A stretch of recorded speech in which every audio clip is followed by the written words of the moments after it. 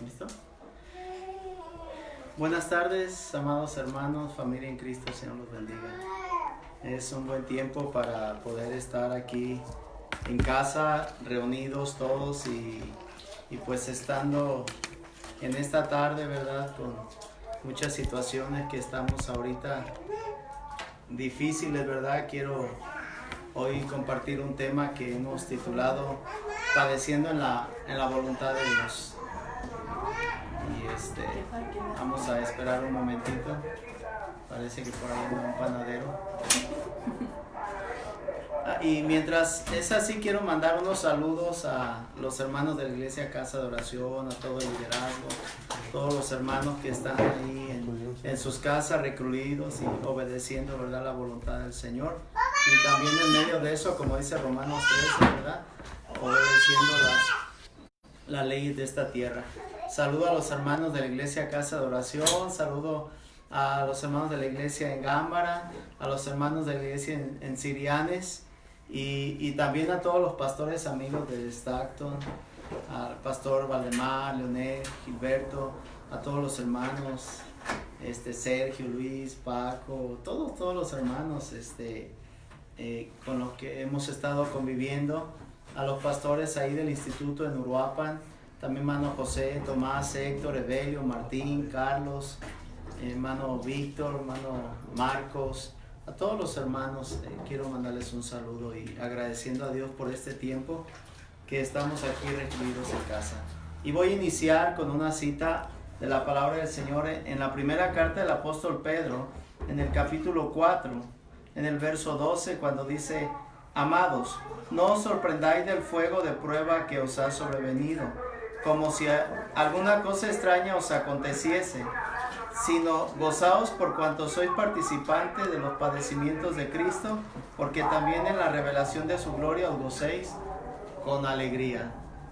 Así que, bueno, lo que nos habla la palabra del Señor dice: amados, no se sorprendan del fuego de prueba que ha sobrevenido.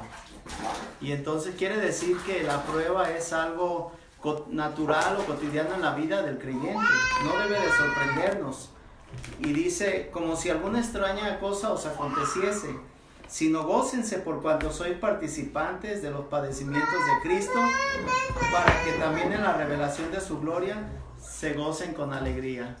Entonces también la Escritura nos dice que nos gocemos por los padecimientos de Cristo. Entonces hay un padecimiento en la voluntad de Dios. Y qué interesante es esto. Ahora, ¿qué pasa en nuestras vidas cuando no entendemos ese padecimiento? ¿Qué pasa en nuestras vidas cuando no entendemos que debemos gozarnos? ¿Qué es lo que realmente sucede en nuestro corazón? Y a través de ello quiero llevarlos al libro de Job. Sabemos que estamos pasando tiempos difíciles de pandemia. Nuestro país, México, no ha entrado en fases tan críticas, pero seguro que estamos entrando en fases difíciles y tenemos que estar al pendiente, tener un oído despierto delante de Dios. Y aquí en Job, en el capítulo 36, en el verso 5, dice: aquí que Dios es grande, pero no desestima a nadie, es poderoso en fuerza de sabiduría, no otorgará vida al impío, pero a los afligidos dará su derecho. Y esto habla de cómo Dios no desestima a nadie. Uno no puede decir: bueno, el mundo está pasando esa crisis, pero nosotros, qué bueno que estamos bien. La verdad que Dios no desestima a nadie, pero necesitamos ser entendidos de estos tiempos. Y en el verso 15 dice, verso 14, fallecerá el alma de ellos en su juventud y su vida entre los sodomitas, dice, al pobre librará de su pobreza y en la aflicción, aquí es algo clave que quiero que veamos, en la aflicción despertará su oído. ¿Cómo es esto? ¿Cómo es que el Señor habla de un despertar en nuestra vida? ¿Qué significa despertar el oído? Vamos a Mateo capítulo 13. Mateo capítulo 13, en el verso 10. Entonces acercándose los discípulos le dijeron: ¿por qué les habla por parábolas? Él respondiendo les dijo: porque a vosotros os es dado saber el misterio del reino de los cielos, mas a ellos no les es dado. Porque a cualquiera que tiene se le dará y tendrá más, pero al que no tiene aún lo que tiene le será quitado. Por eso les hablo por parábolas, porque viendo no ven. Mire esto, hermano. Y oyendo no oyen ni entienden. De manera que se cumple en ellos la profecía de Isaías que dijo: de oídos oiréis y no entenderéis, y viendo veréis y no percibiréis, porque el corazón de este pueblo se ha engrosado, y con los oídos oyen pesadamente y han cerrado sus ojos, para que no vean con los ojos y oigan con los oídos y con el corazón entiendan. Entonces, ¿qué significa el oír? Es un sinónimo de entender, tener comprensión. Por eso aquí la Escritura dice: de oídos oiréis y no entenderéis, en el verso 14. Pero también en el verso 13 dice que Él les hablaba por parábolas, porque viendo no ven y oyendo no oyen ni entienden. Entonces, tener un oído despierto es tener un entendimiento espiritual. Cuando la Biblia habla de un oído despierto, habla de un entendimiento espiritual. Y entonces en estos tiempos más que nunca necesitamos tener, hermanos, un entendimiento espiritual de lo que está sucediendo, para que no vaya a entrar en nuestro corazón resentimiento, desesperación, amargura, situaciones que vayan a hacernos pecar con nuestros labios, pecar con nuestra boca y hablar mal de Dios, o decir: ¿por qué Dios envía esto? ¿Por qué Dios hace estas cosas? ¿Por qué Dios permite estas pandemias, estas plagas? Y entonces el Señor hablaba por parábolas. El Señor hablaba y Él le decía a su pueblo que había gente que de oídos iba a escuchar pero no iba a entender. Iba a ver con los ojos naturales pero no iba a percibir. ¿Por qué? Dice: porque el corazón de este pueblo se ha engrosado. O sea, se ha encallecido, se ha hecho duro. El pecado endurece el corazón. El pecado hace que el corazón se ponga duro.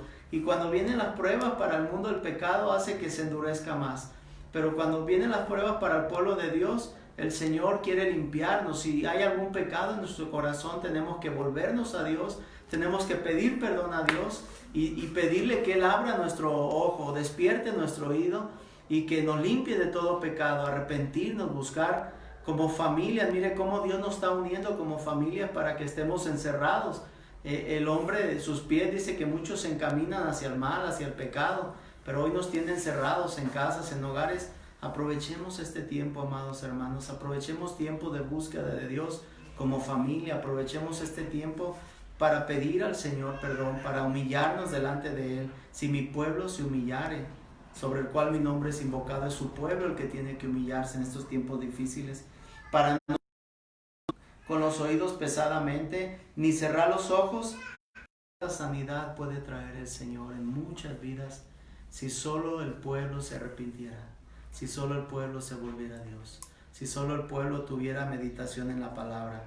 Ahora mire lo que dice en el mismo capítulo 13, verso 16.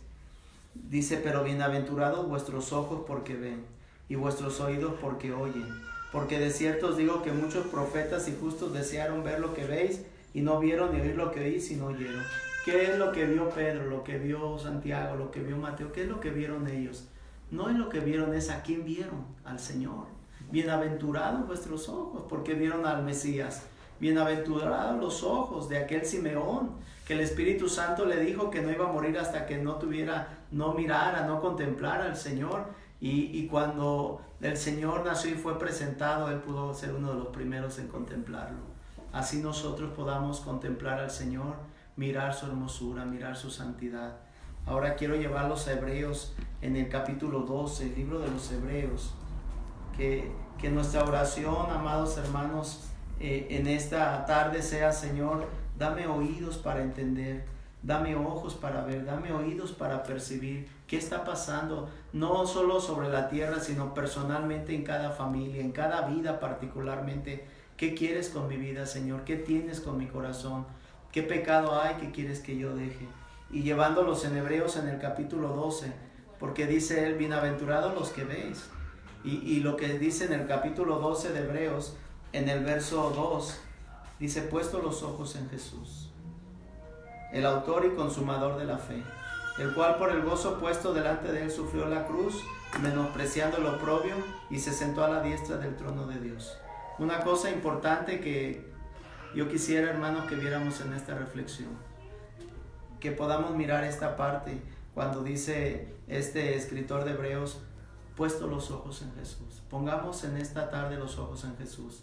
Iglesia, sea en Uruapan, sea en Gámbara, sea en Sirianes, sea aquí en la ciudad, iglesia, donde quiera que el Señor esté hablando a su corazón, en Stockton, donde usted se estaba congregando, pero que hoy se ha cerrado la iglesia y que muchas veces llegamos a pensar, ay, qué bueno que hoy no es culto, ay, qué bueno que hoy no voy a ir, le voy a decir al hermano que hoy no tengo ganas, pero ¿a quién nos congregamos?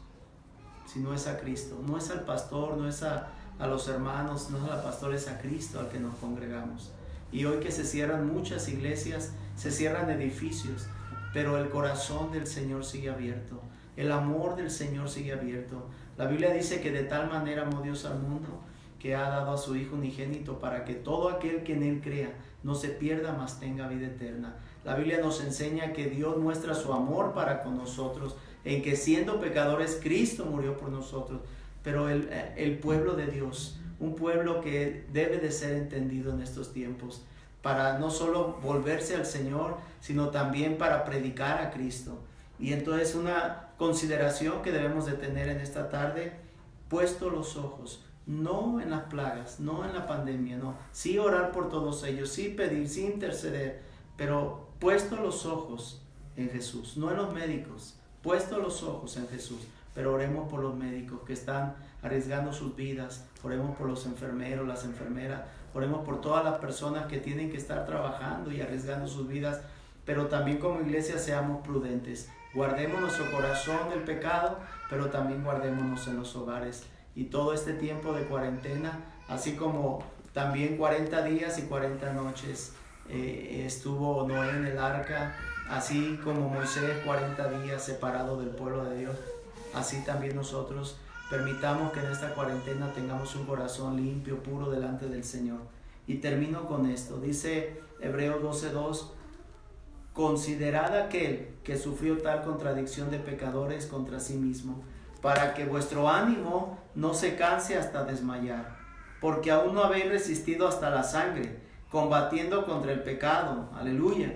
Así que lo que dice la palabra de Dios, no solo que pongamos los ojos en Jesús, sino que consideremos a Jesús, pero como aquel, dice la Escritura, que sufrió tal contradicción de pecadores. No miremos que si alguien puso esto, que si alguien hizo la pandemia, que si los hombres, que si salió de un laboratorio. Miremos a Jesús y consideremos a Jesús, y consideremos en cuanto al pecado, consideremos nuestra vida, pero consideremos a aquel que dice la Escritura que sufrió tal contradicción de pecadores. No sea que nuestra vida, hermanos, pecando, estemos contradiciendo al Señor.